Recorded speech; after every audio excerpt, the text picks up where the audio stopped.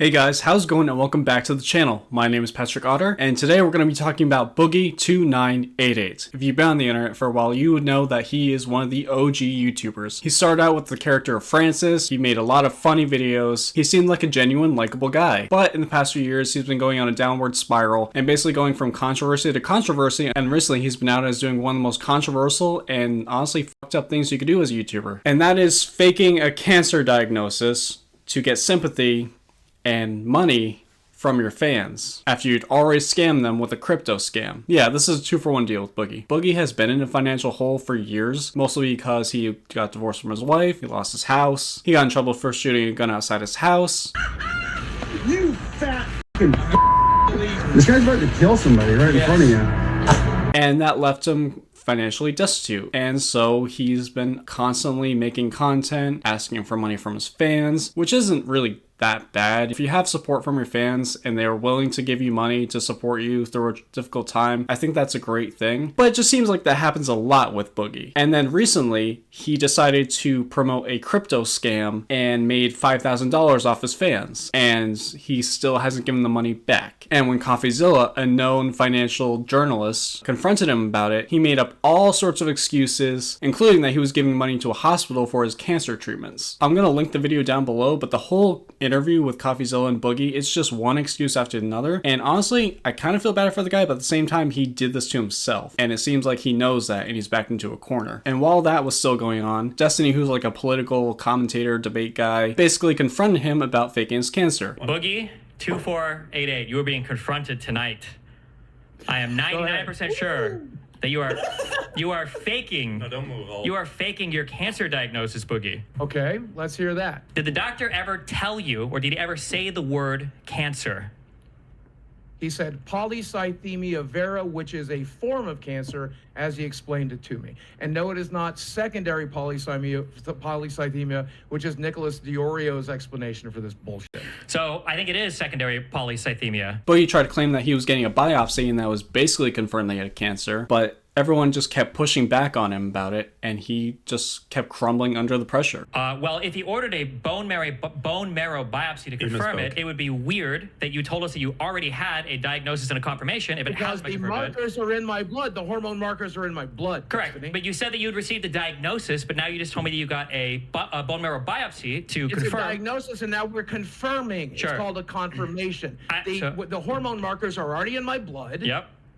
So I think what happened is, Boogie, based on everything... biopsy, because I'm wanting to do that, because I'm praying to God I don't f***ing have cancer. Then Coffeezilla interviewed him again, and this time Boogie seemed like he was really backed up inside that corner. Like there was nowhere else for him to go in terms of dealing with this whole situation. Coffeezilla asked him for medical receipts for at least $2,500 that Boogie claimed went to his medical expenses, but Boogie only gave him 2 receipts, and those only added up to about $200. And when asked, Boogie said that the rest of the money was intended to go to medical expenses. And when he said the money was gone, he was saying that like colloquially, like, you know, there's some money, but most of it's gone. And of course accused Coffeezilla of lying. Wait. That's on June 28th. That's on June 28th. You showed me a payment for $550 on June 28th, which is after we talked, after you told me the money was all gone. Yes! Have you never heard of the colloquialism? Yeah, that money's all gone, it's all spent. I have a specific thing I need to do with it. Have you never heard that colloquialism? Use fucking Google then!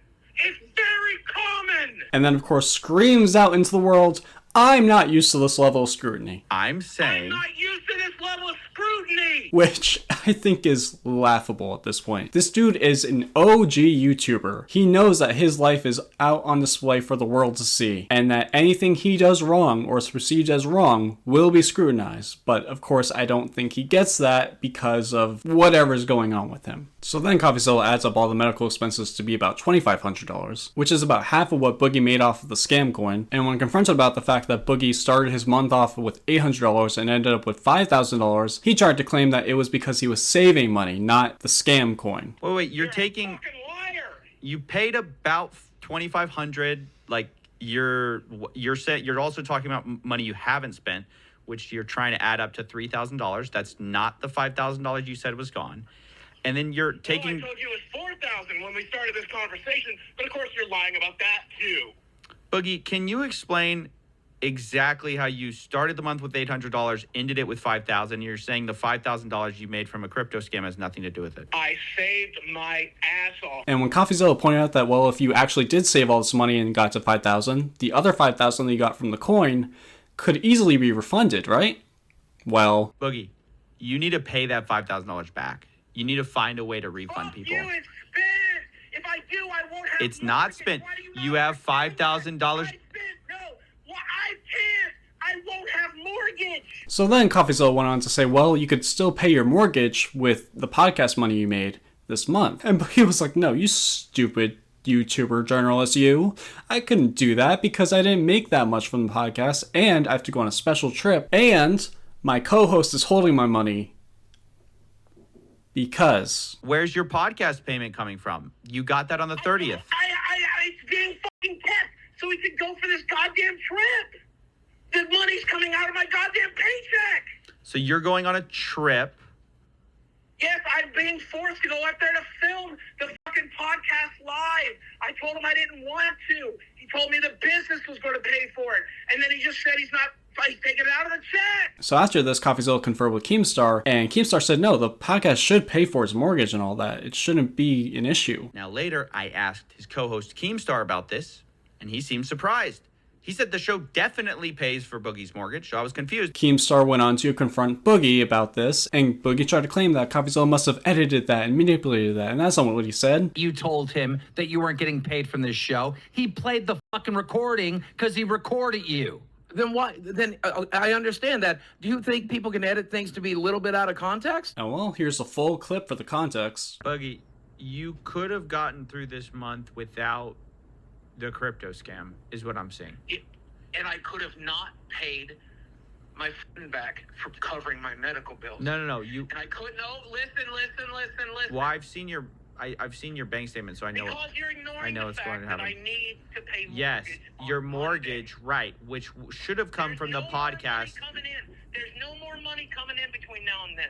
which You should have come, understand that? but it should have come from the podcast. It's not.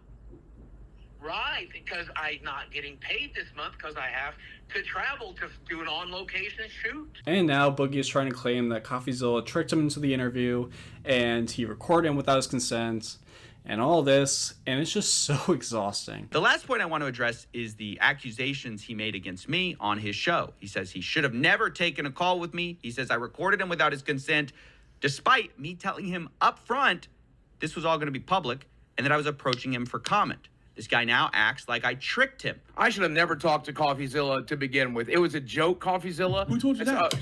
Of course you fucking did. Much less the second fucking time. Then in this, by the way, Coffeezilla records you without telling you he records you. That's not Name true. a He told YouTuber me. does that. He told No, me. he did in the first time. Dealing with someone like this must be so exhausting. I don't think I could have the patience that Coffeezilla has with him, because holy shit, I would just be firing back. Like, no, you lied about this, you said this, your whole thing is bullshit, and you're a terrible person for faking a cancer diagnosis for sympathy. So yeah, that's gonna be it for today, guys. Yet another internet celebrity turns out to be a terrible person in the year 2024. Who could have seen that coming? Thank you so much for watching. Be sure to hit the like buttons, comment, subscribe, do all the things, and I will see you in the next one.